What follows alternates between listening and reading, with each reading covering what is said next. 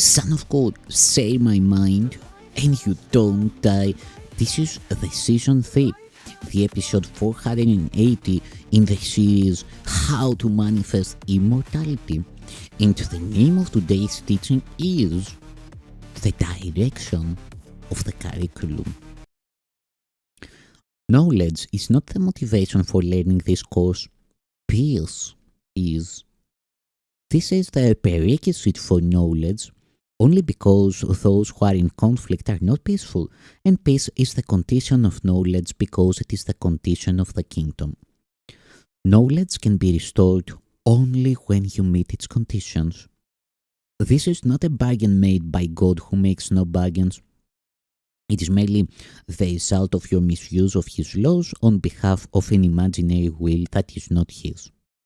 Knowledge is His will. If you are opposing His will, how can you have knowledge? I've told you what knowledge offers you, but perhaps you do not regard this as wholly desirable. If you did, you would not be so ready to throw it away when the ego asks for your allegiance. The distractions of the ego may seem to interfere with your learning, but the ego has no power to distract you unless you give it the power to do so. The ego's voice is an hallucination. You cannot expect it to say, "I'm not real." Yet you are not asked to dispel your hallucinations alone. You are merely asked to evaluate them in terms of their results to you. If you do not want them on the basis of loss of peace, they will be removed from your mind for you. They will be removed from your mind for you. Every response to the ego is a call to war, and war does deprive you of peace. Yet in this war, there is no opponent.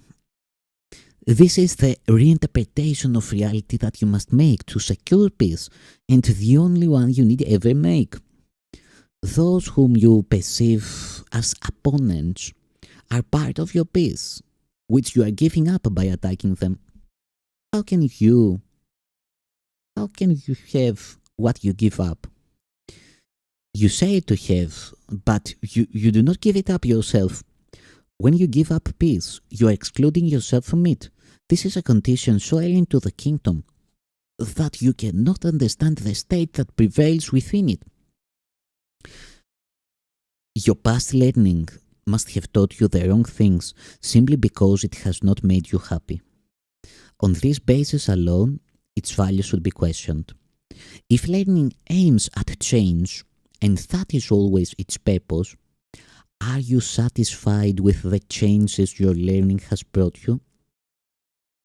Dissatisfaction with learning outcomes is a sign of learning failure, since it means that you did not get what you wanted. The curriculum of the atonement is the opposite of the curriculum you have established for yourself, but so is its outcome. If the outcome of yours has made you unhappy, and if you want a different one, a change in the curriculum is obviously necessary. The first change to be introduced is a change in direction. A meaningful curriculum cannot be inconsistent. If it is planned by two teachers, each believing in diametrically opposed ideas, it cannot be integrated. If it is carried out by these two teachers simultaneously, each one merely interferes with the other. This leads to fluctuation but not to change. The volatile have no direction. They cannot choose one because they cannot relinquish the other, even if it does not exist. Their conflicted curriculum teaches that all directions exist and gives them no rationale for choice.